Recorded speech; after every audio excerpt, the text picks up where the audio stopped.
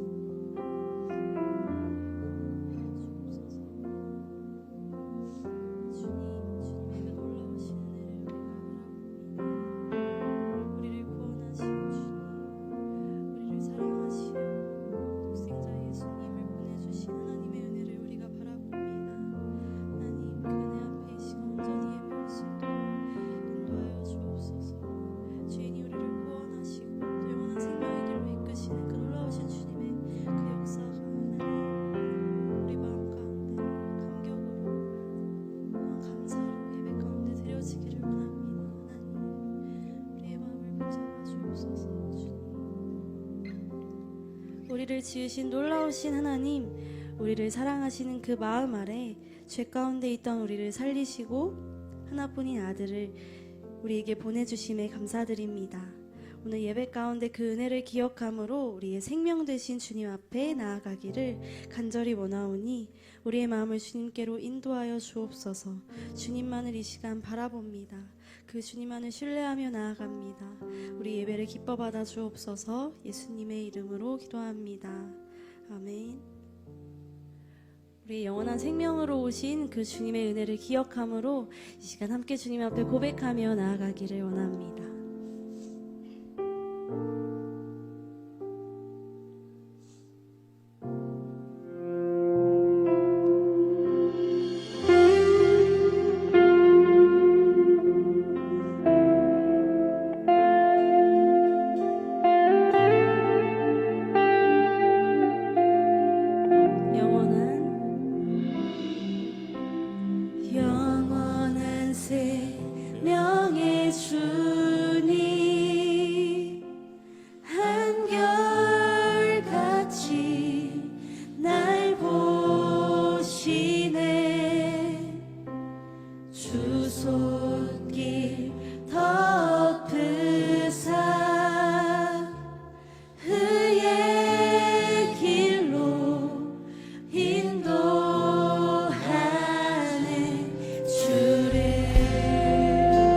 바라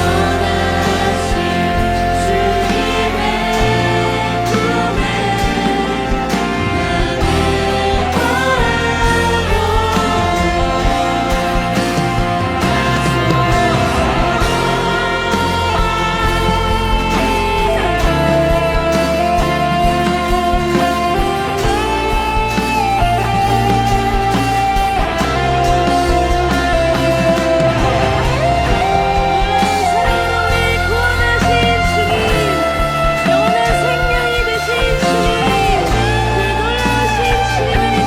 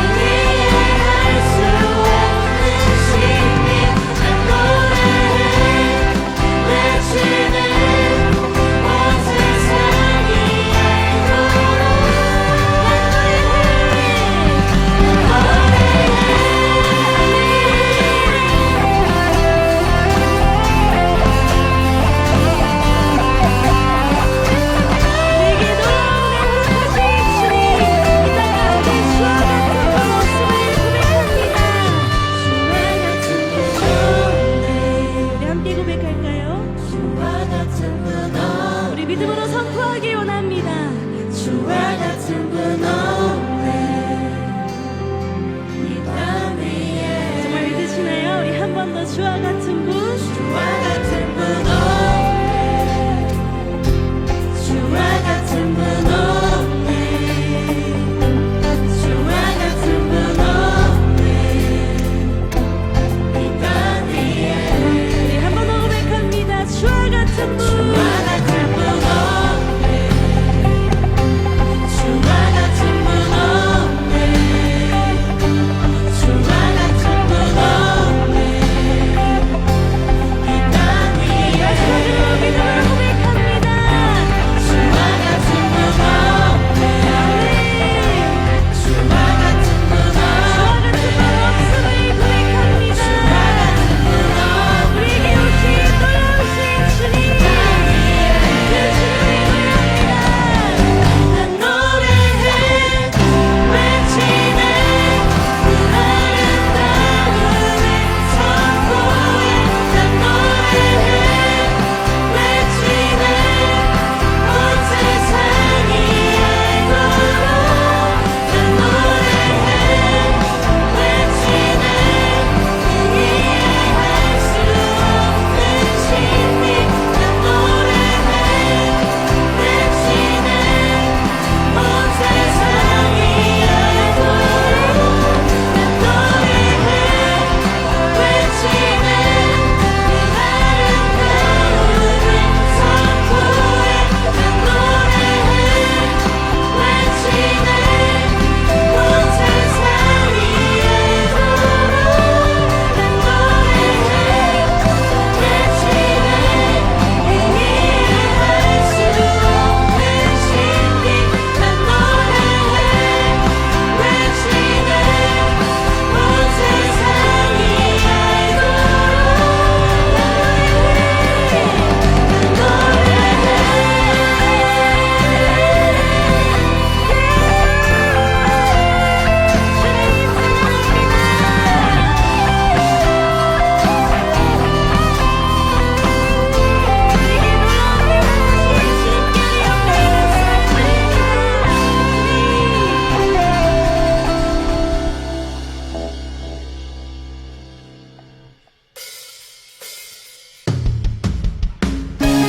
우리에게 행하신 그 놀라우신 일을 계속해서 기억하며 함께 고백하기를 원합니다. 모든 것의 시작 그 이전부터 계셨고 모든 것 사라진 후에도 계시는 하나님 영원하신 주 온 만물 창조하시고 자신의 모습을 따라 우리 만드셨네. 만물의 창조자 온 땅 다스리네.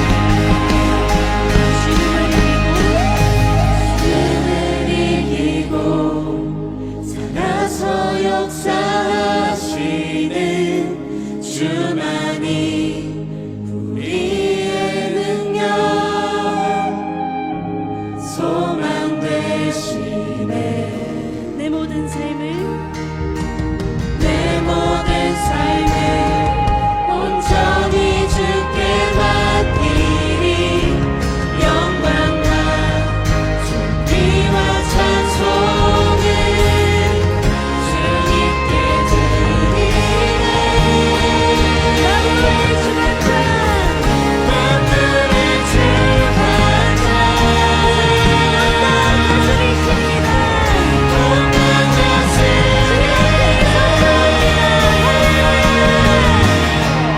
할렐루야 찬양 드려 높이 계신 우리와 함께 할렐루야 엎드려 절하며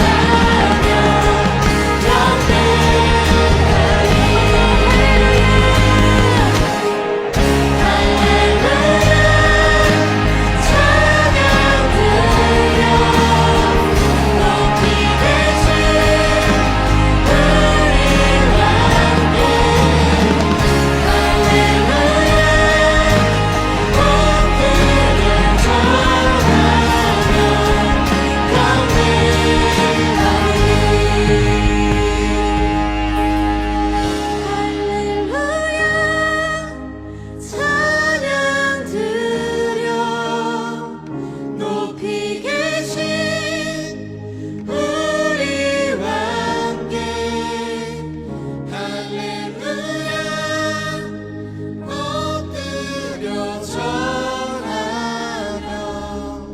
경배 우리가 주님 앞에 한 번 더 고백합니다. 할렐루야.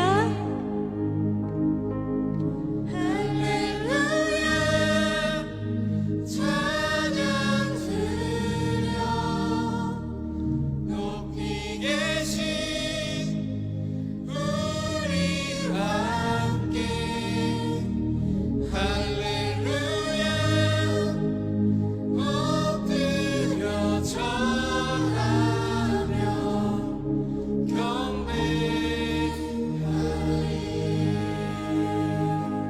우리에게 행하신 그 놀라우신 일을 함께 기억하며 이 시간 잠잠히 묵상함으로 나아가시겠습니다.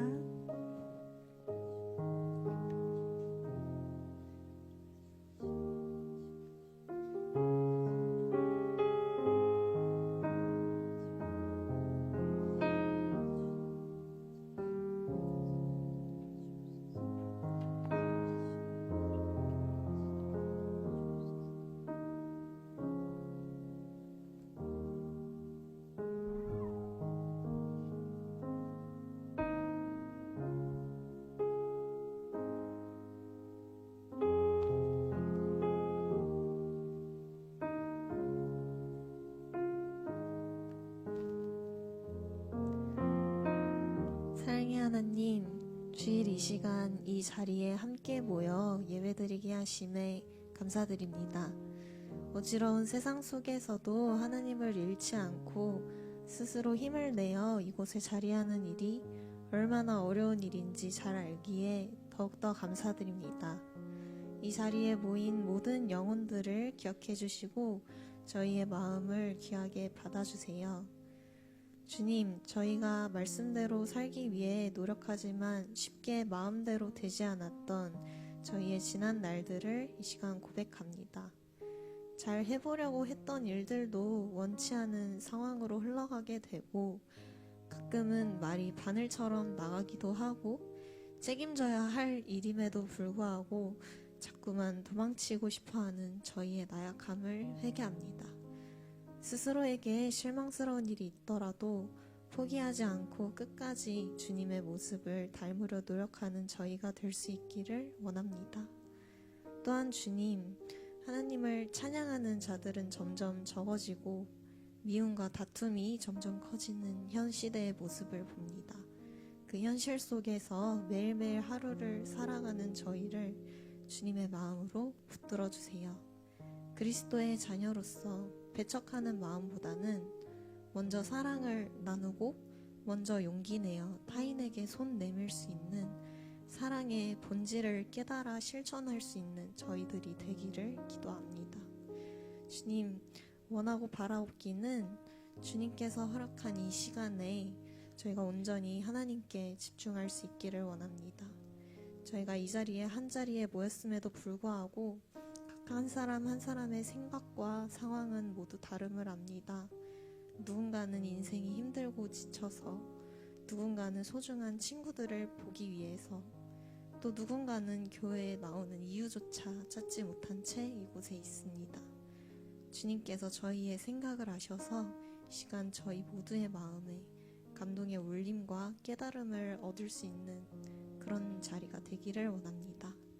찬양을 통해, 말씀을 통해, 그리고 기도를 통해서 각자가 필요한 만큼 하나님을 충분히 느끼고 체험하는 귀한 시간이 될 수 있도록 도와주세요. 그래서 하나님께 받은 그 사랑들을 다른 사람들에게도 베풀고 전할 수 있는 빛과 소금과 같은 저희 방주 청년부가 될 수 있도록 도와주세요. 감사드립니다. 예수님의 이름으로 기도합니다. 아멘.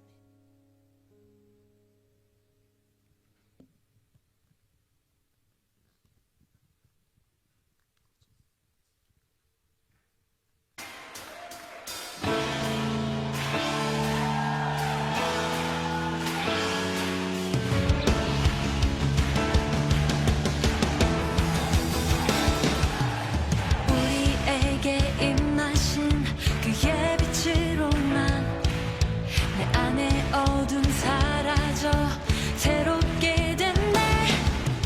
주가 날 사랑하니 더 이상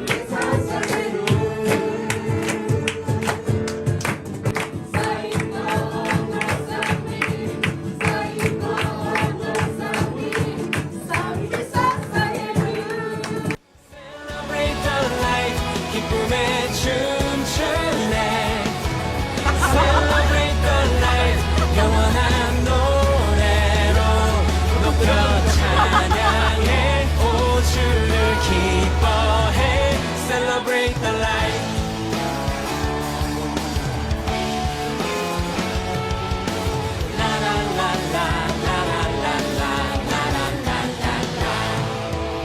우리에게 임하신 그의 빛으로만 내 안에 어둠 사라져 새롭게 됐네. 주가 날 사랑하니 더 이상 단숨지 않으리 주가 내게 오셔서 행하신 일 찬양해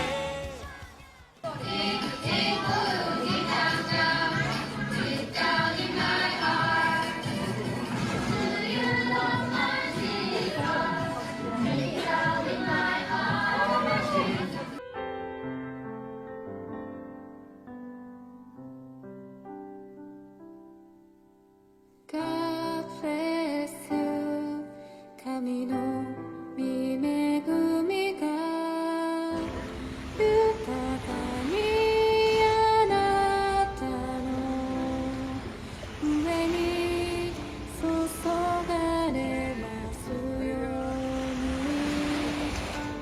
あなたの心と体とすべての営みが守られ支えられ喜びあふれるように私は祈ります God bless you God bless you God bless you God bless you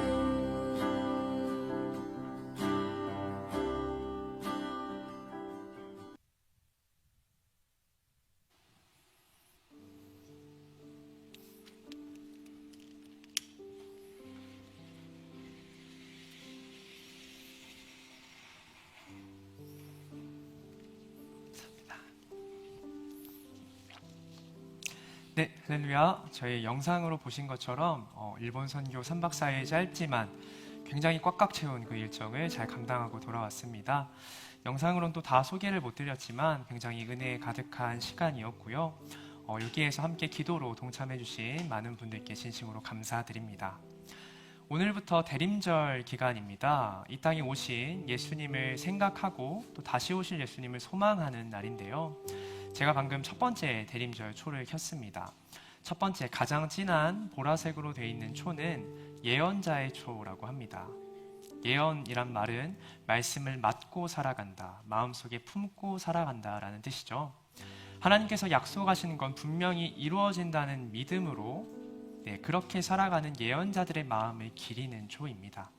예수님이 다시 이 땅에 오시기로 말씀을 통해 약속하셨기 때문에 그 약속이 이루어질 것이다, 기대하고 소망하는 마음이 담긴 초가 바로 첫 번째 예언자의 초입니다. 여러분, 앞으로 대림절 기간 동안 함께 더욱더 말씀에 귀 기울이며 주님께서 약속하신 것들이 이루어지기를 기대하고 소망하는 그런 방주교회 청년부 공동체 되기를 소망합니다. 네, 몇 가지 광고사항 전달 드리도록 하겠습니다. 먼저 이 청년부 쫑파티 전체 모임이 계획되어 있는데요. 다음 주 주일 예배 직후 비전센터 4층에서 이 청년부 전체를 대상으로 이 청년부 쫑파티를 진행합니다. 강조해달라고 하신 게 있어요. 역대급 선물이 있다고. 역대급 선물이 있다고요. 같이 한번 얘기해 볼까요? 역대급 선물이 있습니다. 꼭 망설이는 분도 참여해 주시면 감사하겠고요. 이어서 삼청년부도 동일한 날에 종강 파티를 진행합니다. 비전센터 3층에서 진행을 하는데요. 삼청년 토부에 소속된 모든 청년들 함께 해주시면 좋을 것 같고요. 네, 강조할 부분이 없지만 라스트 파티니까요. 라스트 한번 얘기해 볼까요? 라스트 꼭 참여해 주시면 감사하겠습니다. 저희 1청년부도 종강 마지막 모임을 준비하고 있는데요. 이보다 조금 늦게 진행하겠지만 더 열심히 잘 준비해서 곧 여러분들에게 소개해 드리도록 하겠습니다. 네, 청년부 목장 종강 모임 날짜가 정해졌습니다. 다음 주 주일날을 끝으로 24년도 모든 청년부 목장 모임을 마칩니다. 그래서 마지막 모임까지 성실하게 끝까지 참여해 주시는 여러분 되시길 간절히 바랍니다. 그리고 심부름 기도의 날짜가 변경되어서 다시 말씀드립니다. 지난 주일날 12월 6일로 저희가 안내를 드렸었는데요. 한 주 연기가 되어서요. 12월 심부름 기도회는 12월 13일 금요일 오후 7시 50분에 이곳 콘서트홀에서 진행이 됩니다. 네, 시간을 기억해 주시고 기도하고자 하는 분들은 다 같이 모여서 한마음 한뜻으로 기도에 동참해 주시면 감사하겠습니다. 네, 화장실 청소 저희 올해 마지막 청년부 화장실 청소하는 시간이 남아 있습니다. 다음 주 토요일 12월 7일 오전 10시에 여기 선교문화센터 1층에 모이시면은 저희가 다 같이 사용하는 선교문화센터 각층 화장실을 청소하는 시간을 갖습니다. 올해 마지막으로 봉사하는 기회의 이오니 마음 있으신 분들은 꼭 참여해 주시기 바랍니다. 마지막으로 예비 리더 교육 수강하신 분들을 대상으로 오늘 마지막 피드백 종강 모임을 진행합니다. 오후 5시 30분에 비전센터 2층에서 마지막 모임을 가지니 예비 리더 교육 수강하신 분들은 모두 다 참여해 주시면 감사하겠습니다. 네, 그러면 이 시간 주님께서 허락하신 말씀을 함께 읽고 설교 나누기 전 기도하며 나아가도록 하겠습니다.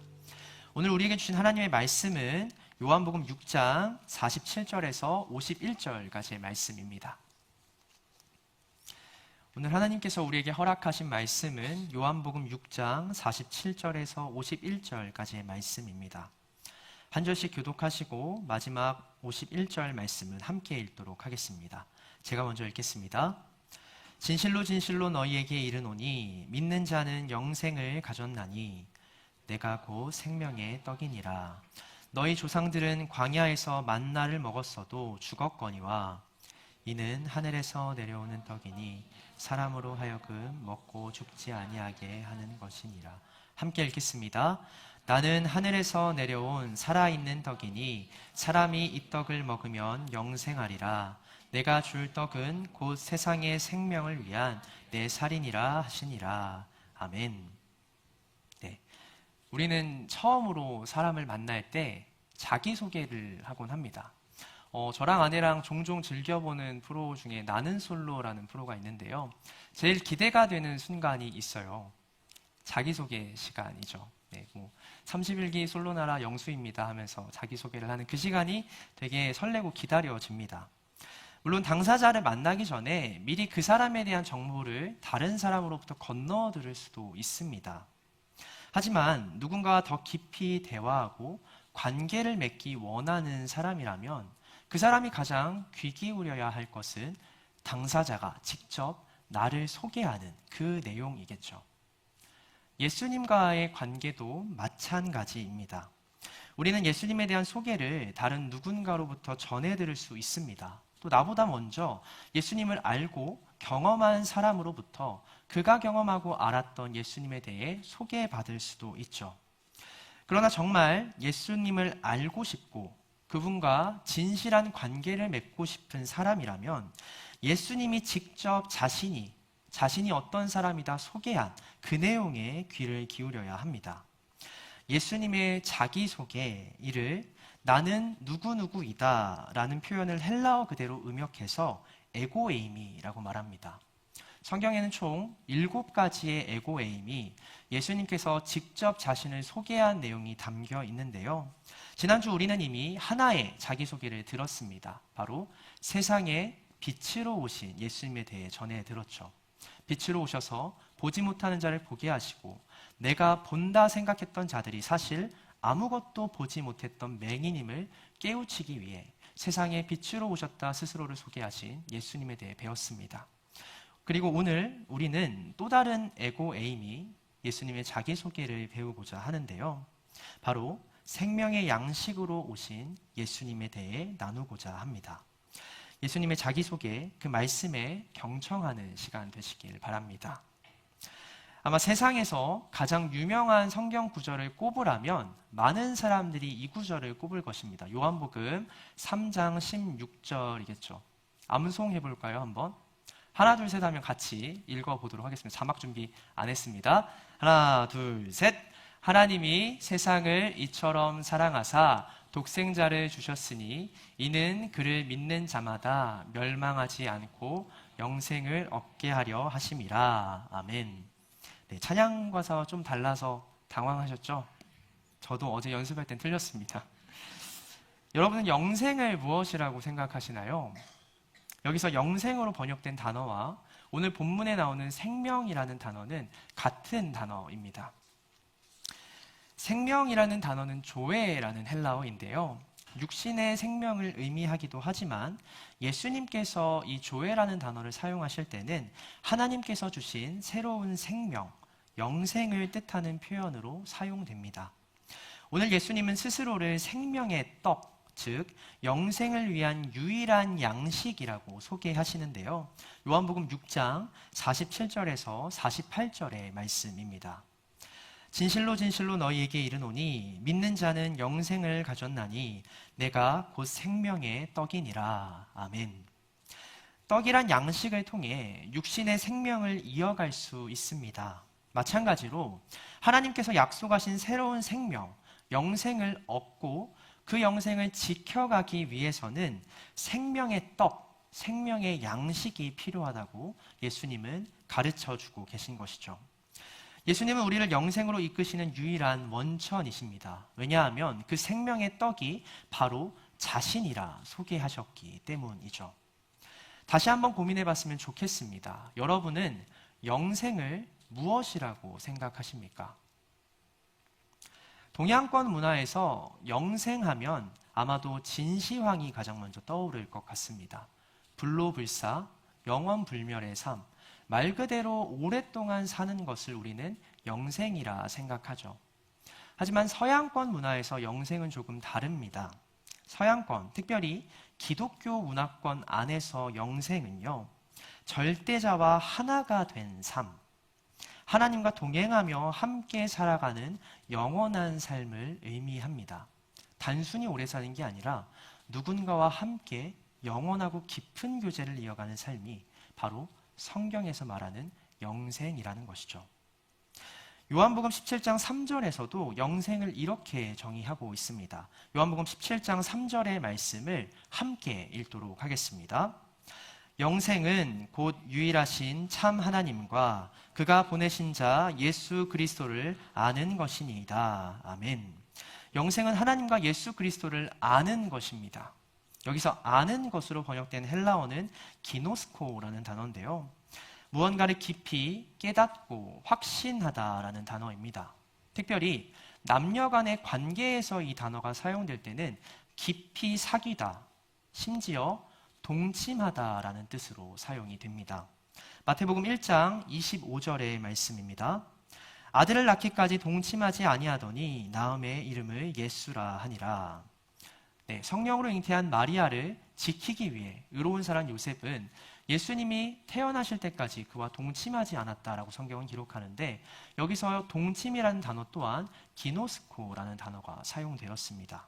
즉 예수 그리스도를 안다는 것은요, 당시 굉장히 보수적인 유대 사회에서도 동침이 가능할 정도의 남녀 사이, 즉 한마음 한뜻으로 묶인 부부의 사이, 그런 관계를 맺는 것을 의미하는 것입니다.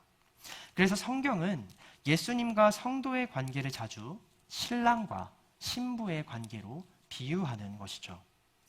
혼인관계로 맺어져 평생을 동반자로 함께 살아가는 것, 그것이 하나님께서 우리에게 약속하신 영생의 삶입니다. 그런데 오늘 본문 속 무리들은 영생의 양식이 아닌 다른 양식, 다른 것을 위한 원천을 찾아왔던 것 같습니다. 요한복음 6장은 유명한 오병이어의 사건으로 시작이 됩니다.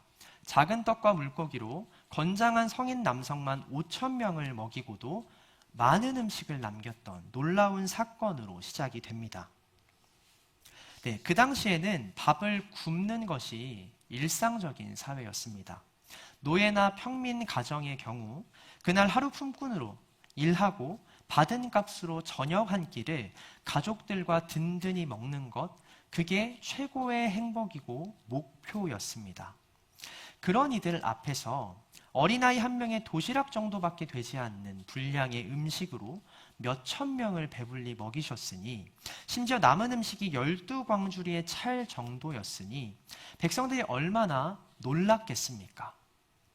또 얼마나 예수님을 환호하며 따르려 했겠습니까? 오병이어 사건 이후 백성들의 반응을 성경은 이렇게 기록하고 있는데요. 요한복음 6장 14절에서 15절의 말씀을 함께 읽도록 하겠습니다. 14절에서 15절의 말씀입니다. 그 사람들이 예수께서 행하신 이 표적을 보고 말하되 이는 참으로 세상에 오실 그 선지자라 하더라. 그러므로 예수께서 그들이 와서 자기를 억지로 붙들어 임금으로 삼으려는 줄 아시고 다시 혼자 산으로 떠나가시니라. 아멘. 억지로 붙든다라는 말은요, 로마 군병이 죄인을 체포하고 끌고 갈 때 그가 발악하지 못하도록 손을 뒤로 묶고 포송한 채 끌고 가는 것과 동일한 표현입니다. 네, 그들이 예수님의 능력이 얼마나 열광했고 또 집단적인 광기에 사로잡혀 있었는지를 보여주는 표현이죠. 그들은 예수님을 체포하면서까지라도 그를 자신의 삶으로 데려가고 싶어 했습니다. 예수님은 그들을 피해 혼자 산으로 떠나가셨고 제자들을 먼저 배를 태워 갈릴리 호수 저편 가버나움으로 보내셨습니다. 그리고 자신도 밤중에 물 위를 건너서 제자들과 같이 호수를 건너 반대편 지방에 도달하셨죠. 배를 타고 호수를 직선으로 가로질러도 하루 가까이 걸리는 먼 길이었습니다. 그런데 놀랍게도 그 무리가 5,000명이 넘는 무리가 호수를 크게 돌아서 다음날 예수님을 기어코 찾아옵니다. 성인 남성만 5,000명에 달하는 그 큰 무리가 2배에 달하는 거리를 거의 쉬지 않고 달려서 온 것이죠. 정말 엄청난 열심이지 않습니까? 지금 이때에 5,000명의 청년들이 만약 예배당에 그렇게 밀려온다고 생각을 해보십시오. 저는 아마 주저앉을 것 같아요. 놀라서. 네, 그런 열심을 보이고 있는데요. 예수님은 그런 열심을 보이는 이들에게 이렇게 말씀하십니다. 요한복음 6장 26절의 말씀입니다. 예수께서 대답하여 이르시되 내가 진실로 진실로 너희에게 이르노니 너희가 나를 찾는 것은 표적을 본 까닭이 아니요 떡을 먹고 배부른 까닭이로다. 아멘. 예수님은 그들이 무엇을 위해 이렇게 열심을 내는지 그 마음을 단번에 아셨습니다. 여기서 표적이란 말 그대로 표시나 증거를 의미합니다. 하나님을 우리가 두 눈으로 볼 수 없지 않습니까? 또 하나님이 하시는 일을 전부 알 수도 목격할 수도 없지 않습니까? 하나님의 뜻과 계획을 전부 헤아릴 수도 없지 않습니까?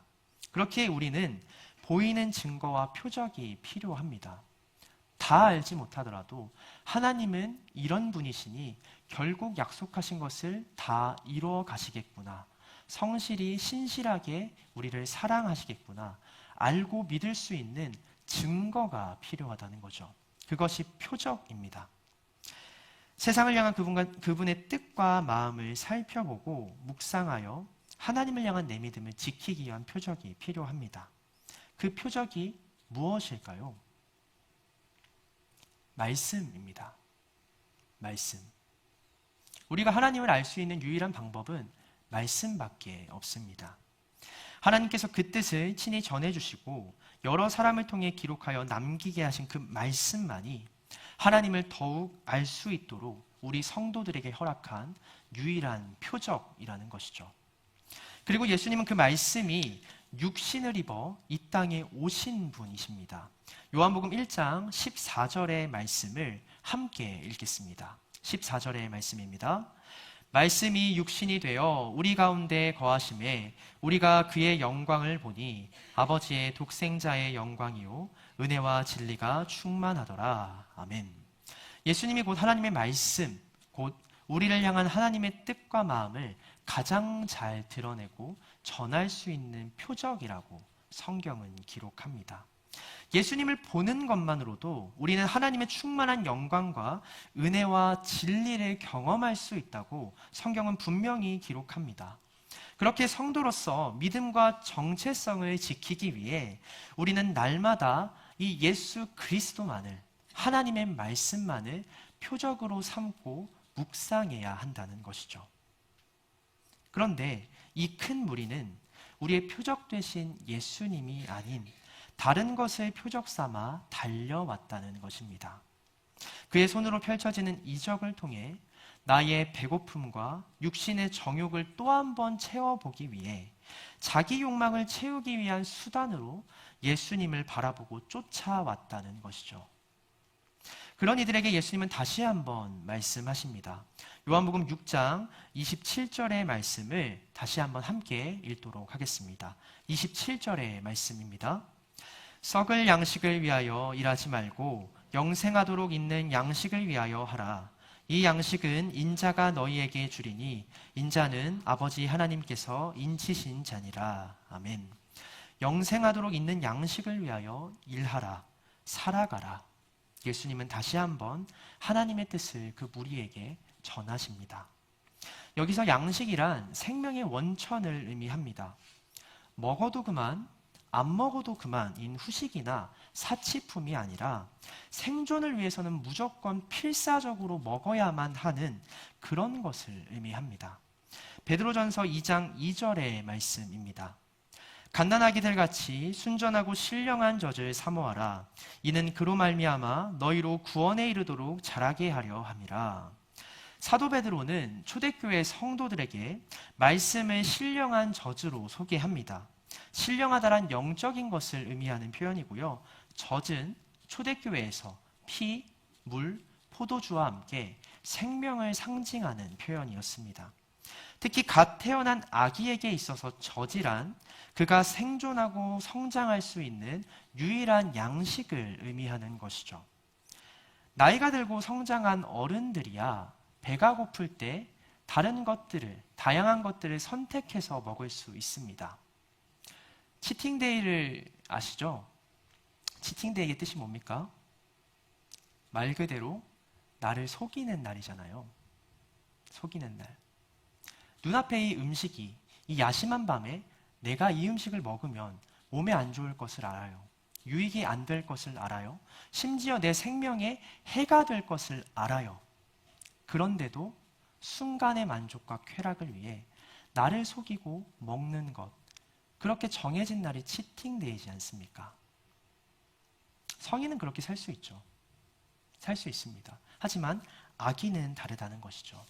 어린아이는 생존 본능에 가장 충실해서 내 생명을 유지할 수 있는 단 한 가지의 양식만을 간절히 찾고 매달리는 존재입니다. 우리의 영혼이 그런 갓난아기처럼 영적인 본능에 충실하여서 영혼의 생존과 성장을 위해 다급히 찾아야 할 것이 무엇이다? 베드로는 신령한 젖 하나님의 말씀이라고 강조하고 있습니다. 그 유일한 영적 양식을, 하나님과 나의 관계를 지켜낼 수 있는 유일한 원천인 말씀을 사모하라고 베드로는 강조합니다. 오늘 예수님도 말씀하시죠. 영생하도록 있는 양식을 위하여 일하라고, 살아가라고. 하나님을 더욱 알고 그분의 마음을 헤아릴 수 있도록 나의 유일한 믿음의 표적으로 삼고 쫓아가라 말씀하십니다. 우리의 삶을 잠시 돌아보길 원합니다. 우리는 성도의 유일한 표적이 되시는 예수 그리스도와 하나님의 말씀만을 간절히 쫓고 필사적으로 붙들며 살아가는 사람들입니까? 우리는 하나님의 말씀은 그렇게 간절히 필사적으로 찾고 있습니까? 온전한 믿음과 생명을 위해 무엇이 필요한지 알면서도 나조차 순간의 쾌락과 만족을 위해 영적인 치팅데이를 갖고 계시진 않으신지요? 오늘만은 괜찮아. 나는 지금 힘드니까, 연약한 사람이니까 오늘만큼은 잠시 하나님과 멀어져도 될 것 같아. 영적인 치팅데이로 스스로의 양심을 속이고 계시진 않는지요? 하나님의 말씀을 간절히 붙들고 살아가시는 청년 공동체 되길 소망합니다. 그 무엇보다 나의 생명, 영생의 원천이 되시는 예수 그리스도만을 간절히 찾고 묵상할 수 있는 우리 공동체 모든 지체 되길 소망합니다. 그러나 영생의 양식을 간절히 사모하라는 예수님의 말씀에도 큰 무리는, 예수님을 쫓아온 이 큰 무리는 결코 포기하지 않습니다. 그들은 바른 표적을 구하라는 예수님의 말씀에 이렇게 되묻는데요. 요한복음 6장 30절에서 31절의 말씀입니다. 그들이 묻되 그러면 우리가 보고 당신을 믿도록 행하시는 표적이 무엇이니이까? 하시는 일이 무엇이니이까? 기록된 바 하늘에서 그들에게 떡을 주어 먹게 하였다 함과 같이 우리 조상들은 광야에서 만나를 먹었나이다. 우리가 보고 당신을 믿도록 행하시는 표적이 무엇입니까? 배부름이 아닌 표적을 구하라는 예수님의 말씀에 모범적인 질문을 한 것처럼 보입니다. 그러나 이어지는 31절의 말씀에서 무리들은 여전히 떡을 찾고 있습니다. 광야에서 만나를 먹었던 백성들이 하나님의 살아계심을 의심하지 않았던 것처럼 우리에게도 그런 표적을 보여주십시오. 그러면 하나님이 누구신지 분명히 알고 그분을 향한 믿음을 지키지 않겠습니까? 그들은 하나님이 어떤 분인지 알 수 있는 표적, 우리의 믿음을 지킬 수 있는 증표로서 광야의 조상들이 먹었던 만나를 요구합니다. 그러나 정말 광야의 조상들이 이 만나를 통해 하나님을 더 알고 신뢰할 수 있었을까요? 아니죠. 하나님께서 만나를 표적으로 주지 않으셨기 때문입니다. 출애굽기 16장 4절의 말씀입니다. 그때 여호와께서 모세에게 이르시되 보라 내가 너희를 위하여 하늘에서 양식을 비같이 내리리니 백성이 나가서 일용할 것을 날마다 거둘 것이라. 이같이 하여 그들이 내 율법을 준행하나 아니하나 내가 시험하리라. 아멘. 하나님을 불신하고 원망하는 백성들에게 하나님께서는 만나를 베풀어 주셨습니다. 그들을 불쌍히 여기시고 줄인 배를 채워주시기 위해서였죠. 그러나 하나님께서 백성들에게 만나를 베푸신 또 다른 의도는 그들을 시험하기 위해서라고 성경은 기록하는데요. 이 만나를 통해서 지금 백성들의 욕구가 충족될 때 이후 그들이 정말 하나님을 더 알아가고 율법을 준행하며 살아갈지 아니면 여전히 하나님이 아닌 또 다른 욕망을 쫓아 살아갈지를 보고자 하셨던 겁니다. 그리고 다음 장에서, 바로 다음 장인 17장에서 어떤 일이 일어납니까? 출애굽기 17장 1절에서 4절의 말씀을 한 절씩 교독하시겠습니다. 출애굽기 17장 1절에서 4절의 말씀입니다. 제가 먼저 읽겠습니다. 이스라엘 자손의 온 회중이 여호와의 명령대로 신 광야에서 떠나 그 노정대로 행하여 르비딤에 장막을 쳤으나 백성이 마실 물이 없는지라. 백성이 모세와 다투어 이르되 우리에게 물을 주어 마시게 하라. 모세가 그들에게 이르되 너희가 어찌하여 나와 다투느냐? 너희가 어찌하여 여호와를 시험하느냐? 거기서 백성이 목이 말라 물을 찾으매 그들이 모세에게 대하여 원망하여 이르되 당신이 어찌하여 우리를 애굽에서 인도해 내어서 우리와 우리 자녀와 우리 가축이 목말라 죽게 하느냐? 모세가 여호와께 부르짖어 이르되 내가 이 백성에게 어떻게 하리이까? 그들이 조금 있으면 내게 돌을 던지겠나이다. 아멘. 그들은 만나를 통해서 하나님이 어떤 분인지 묵상하지 않았습니다. 그 마음과 뜻을 헤아리려 하지도 않았습니다. 오히려 물이 부족해지자 또 다른 원망을 하기 시작했고 자신의 욕구를 충족시키기 위해 하나님을 도구로 삼기 시작합니다. 마실 물도 주실 수 없는 분을 내가 어떻게 신뢰하며 따라가겠습니까? 이 작은 욕구도 충족하지 못하는 분이 어떻게 위대한 하나님이라 내가 믿고 의지할 수 있겠습니까? 물도 주시지 못한다면 당신이 세운 저 모세에게 돌을 던지고 지금이라도 애굽으로 돌아가겠습니다. 그들은 하나님을 시험하기에 이릅니다. 내 요구에 응답하지 못한다면 나도 하나님을 믿을 수 없다고 말이죠. 이런 마음으로 하나님을 시험합니다. 하나님께서 허락하신 표적이 아닌 자신의 욕망을 쫓아 살아갔기 때문입니다. 야고보서 1장 15절의 말씀입니다. 욕심이 잉태한 즉 죄를 낳고 죄가 장성한 즉 사망을 낳느니라. 아멘. 우리의 욕심은 우리를 생명으로 영생으로 인도하지 않습니다. 성경이 분명히 얘기하고 있죠. 내 뜻을 이루기 위해 하나님을 이용할 수단으로 여기고 심지어 그분의 사랑과 인내를 시험하는 자는 결단코 생명으로 나아갈 수 없습니다. 어떻게 그분과 깊이 교제하고 진실한 관계를 맺을 수 있겠습니까? 우리의 욕심은 우리를 죄와 영원한 죽음, 사망으로 이끌 뿐입니다. 그렇게 우리는 만나가 아닌 생명의 떡이신 예수 그리스도를 표적으로 삼고 그분을 깊이 묵상하며 살아가야 하는 것입니다. 요한복음 6장 49절에서 50절의 말씀입니다. 너희 조상들은 광야에서 만나를 먹었어도 죽었거니와 이는 하늘에서 내려오는 떡이니 사람으로 하여금 먹고 죽지 아니하게 하는 것이니라. 아멘.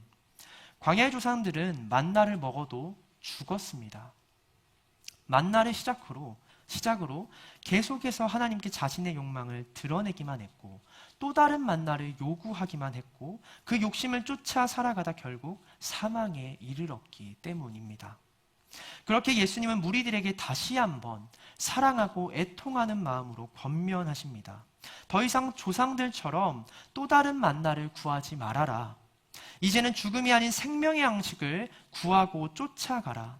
너희가 죽지 않고 영생을 누리는 것이 하나님과 더욱 깊고 친밀한 관계를 맺으며 영원히 함께 살아가는 것이 하나님의 마음임을 가르쳐 주십니다. 그러나 안타깝게도 그 말씀을 들은 무리들은 어떤 반응을 보입니까? 요한복음 6장 66절에서 67절의 말씀입니다. 제가 대신 읽겠습니다. 그때부터 그의 제자 중에서 많은 사람이 떠나가고 다시 그와 함께 다니지 아니하더라. 예수께서 12제자에게 이르시되 너희도 가려느냐? 너희도 가려느냐? 나를 떠나 또 다른 만나를 찾아 떠나려느냐? 예수님의 이 한 말씀에 5,000명의 청년이 도망칩니다. 남아있는 12명의 제자들에게도 말씀하시죠. 너희도 가려느냐? 우리는 어떻습니까? 우리는 왜 예수 그리스도를 믿습니까? 왜 오늘도 시간을 내고 한자리에 모여 하나님의 말씀에 귀 기울이고 계십니까? 여러분은 지금 선포되는 이 말씀을 표적으로 삼아 하나님을 더 알아가기에 힘쓰고 계십니까? 아니면 이 말씀을 또 다른 만나를 얻기 위한 수단으로 이용하려 하십니까? 예수님도 광야에서 시험을 받으셨습니다. 돌을 떡으로 만들라고, 하나님께 만나를 구하라고 마귀가 시험하였을 때 예수님은 이렇게 말씀하셨죠. 마태복음 4장 4절의 말씀입니다. 예수께서 대답하여 이르시되 기록되었으되 사람이 떡으로만 살 것이 아니요 하나님의 입으로부터 나오는 모든 말씀으로 살 것이라 하였느니라 하시니, 육신의 양식도 필요합니다. 우리도 만나를 구할 수 있죠. 그러나 그것만을 위해서 살면 안 된다고 성경은 말하고 있습니다. 만나가 아닌 영생하도록 우리에게 주어진 양식을 위해 살라고 말씀하고 있습니다. 광야의 만나가 아닌 그 만나를 베푸시는 하나님을 주목하라 말하고 있습니다. 그러면 우리의 아버지 되시고 영생을 주시길 원하시는 하나님께서 그 영생을 위해 육신의 양식 또한 부족하지 않도록 베풀어 주실 거다 말씀하고 계십니다. 마지막으로 요한복음 6장 51절의 말씀을 함께 읽고 성찬의 자리로 나아가겠습니다. 요한복음 6장 51절의 말씀입니다. 나는 하늘에서 내려온 살아있는 떡이니 사람이 이 떡을 먹으면 영생하리라. 내가 줄 떡은 곧 세상의 생명을 위한 내 살이니라 하시니라. 아멘. 이 말씀을 듣고 백성들이 떠나갑니다. 살을 먹으라고, 피를 마시라고. 당시 유대인들이 절대 먹을 수 없는 것 중에 하나가 바로 피였거든요. 근데 예수님이 피를 마시라 말하니 그들의 상식에선 이해할 수 없어서 도망친 거일 수도 있습니다. 그러나 이 영생의 양식을 두고 떠난 이들이 다른 육신의 양식, 만나를 구하며 살아갈 때 어떤 삶을 살았을까요? 내가 먹고 살기 위해 남들을 내려앉히거나 그들의 양식을 빼앗거나 도태되고 힘들어하는 이들을 돌아보지도 않고 내 삶만 챙기며 살아가지 않았겠습니까? 여러분, 그게 내가 아닌 남들의 살과 피를 뜯어먹으며 살아가는 세상의 방식입니다. 예수님의 말씀에 거북해하며 떠나갔던 이들이 실은 그렇게 살아갔다고요. 내가 살아야 되니까 어쩔 수 없어. 남의 것을 빼앗고 그들의 삶을 헤아리지 않고 남의 살과 피를 뜯어먹으며 살아갔다고요. 우리는 어떤 삶을 살아야 할까요? 예수님은 우리도 모르게 그런 삶을 살아가고 있는 걸 모르셨겠습니까? 아셨겠죠. 그러니 안타깝고 애통하여서 나를 봐라. 생명의 떡을 봐라. 그것을 말씀하신 겁니다. 그들이 내 곁을 떠나갈 걸 알면서도 계속해서 그들에게 영생의 양식을 쫓으라고 말씀하신 겁니다. 내가 줄 떡은 곧 세상의 생명을 위한 내 살이니라. 우리를 위해 몸이 찢기시고 모든 피를 쏟으신 예수님을 기억합시다. 우리가 더 이상 우리의 정욕을 쫓아 죽음으로 나아가지 않도록, 우리가 걷는 사망의 길에 적극적으로 개입하시고 우리를 돌아세우시며 우리 대신 그 사망의 길을 끝까지 걸어가신 어린 양 예수 그리스도를 기억합시다. 예수님은 십자가에 달려 돌아가시기 전 마지막 만찬에서 그 사랑을 기념하고 기억해달라 말씀하셨습니다. 그래서 앞으로는 계속 영의 양식을 쫓아 살아가라 부탁하셨습니다. 그가 찔림은 우리의 허물 때문이요 그가 상함은 우리의 죄악 때문이라. 그가 징계를 받음으로 우리는 평화를 누리고 그가 채찍에 맞음으로 우리는 나음을 받았도다. 우리는 다 양 같아서 그릇 행하여 각기 제 갈 길로 갔거늘 여호와께서는 우리 모두의 죄악을 그에게 담당시키셨도다. 아멘. 우리를 위해 생명의 양식으로 오신 예수님을 기억합시다. 또 다른 만나가 아닌 그가 우리를 위해 찢기신 몸을 기념하며 그 떡을 먹고 죽음이 아닌 영생으로 나아가는 여러분 되시길 간절히 소망합니다. 함께 기도하겠습니다. 성찬에 나아가기 전 우리 마음을 모아 이렇게 기도하며 나아갔으면 좋겠습니다. 주님, 우리는 연약합니다. 그래서 오늘도 우리가 필요한 것들을 쫓고 주님 앞에 또 다른 만나를 구하며 그것을 먹고자 힘씁니다. 그러나 주님, 우리에게 정말 필요한 것이 무엇인지 아시고 그것을 주시기 위해 우리를 위해 몸을 찢기시고 피를 흘리신 그 사랑을 기억합니다.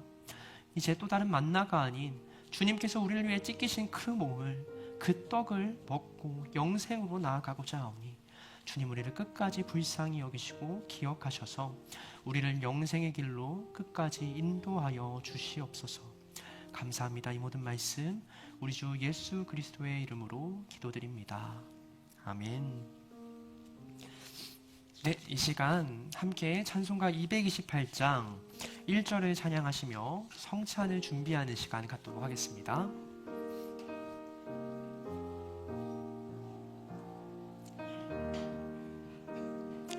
오 나의 주님 진입해 오니 영원한 세계 밝히 나타나 한없는 은혜 길이 누리니 주님께 모든 영영하기.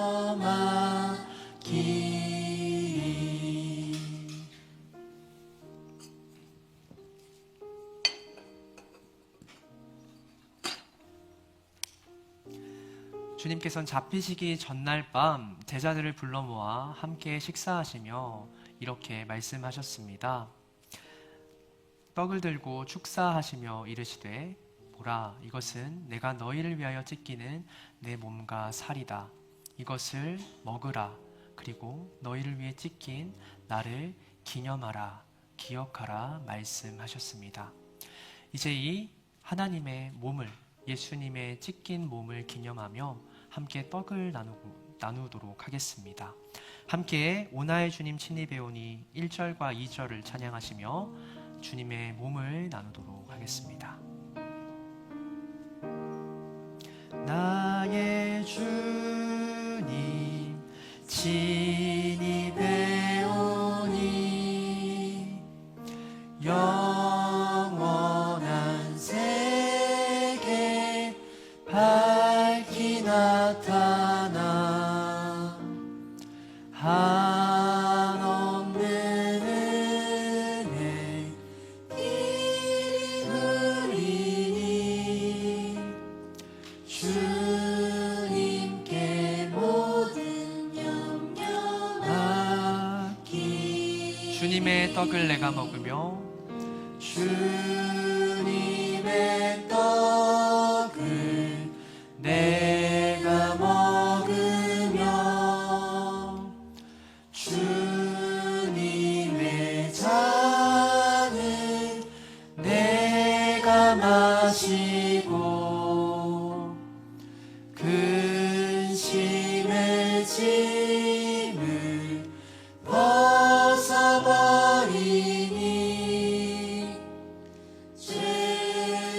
떡을 받지 못하신 분들은 손을 들어 표해 주시기 바랍니다. 2절 한 번 더 찬양하겠습니다. 주님의 떡을 내가 먹으며 주님의 잔을 내가 마시고 근심의 짐을 벗어버리니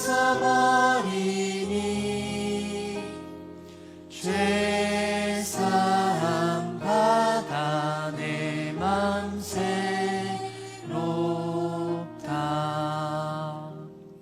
떡을 받지 못하신 분 계십니까?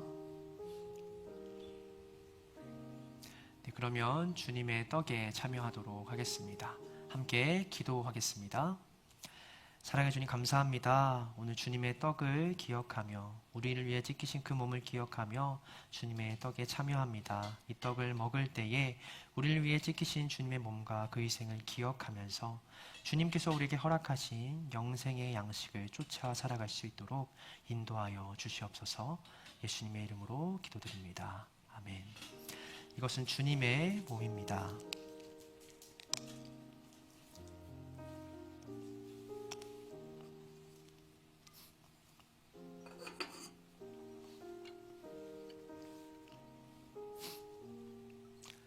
네, 이어서 주님의 잔에 참여하도록 하겠습니다. 주님께서는 식후 잔을 드시고 이르시되 제자들에게 말씀하셨습니다. 이것은 내가 너희를 위해 흘리는 보혈의 피다. 이것을 마시라. 마시고 너희를 위해 흘린 나의 보혈의 피를 기념하고 기억하라 말씀하셨습니다. 이제 저희 찬송가 228장 3절과 4절 찬양하시며 주님의 잔을 나누도록 하겠습니다. 함께 찬양하겠습니다.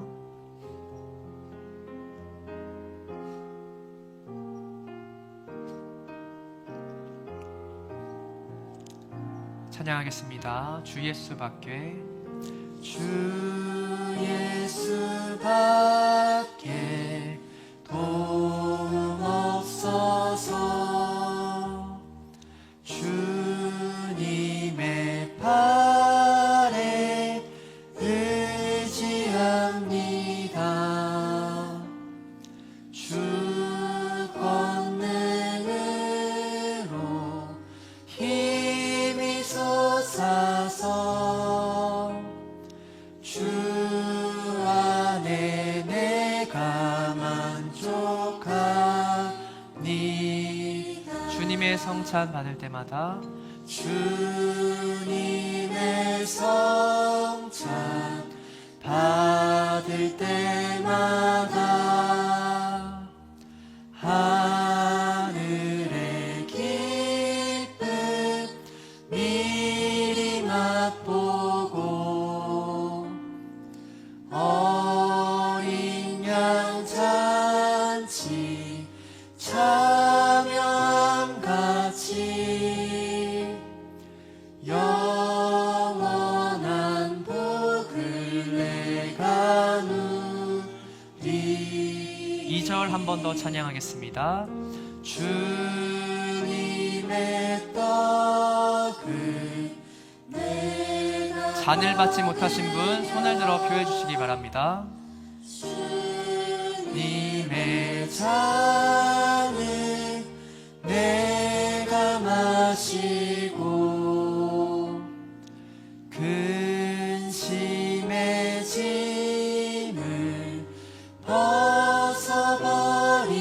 벗어버리니 죄사함 받아 내 맘 새롭다.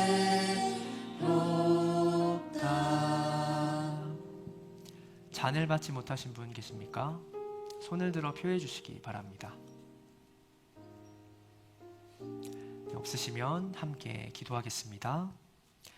사랑해 주님 감사합니다. 이 시간 주님께서 흘리신 보혈의 피를 기억하며 주님의 잔을 나눠 마시고자 합니다.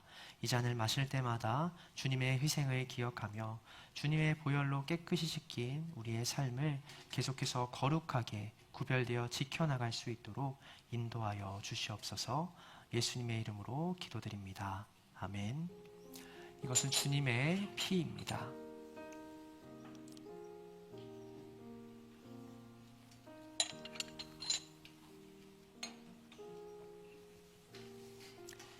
다 같이 4절 찬양하시며 성찬의 기쁨을 기억하며 나아가겠습니다.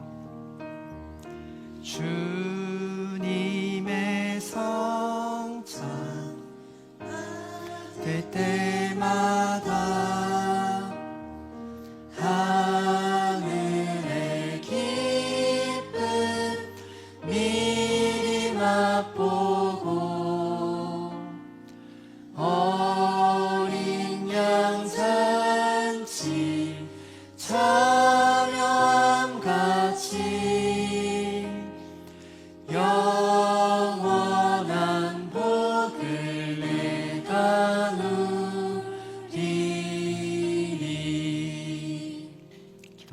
기도합니다.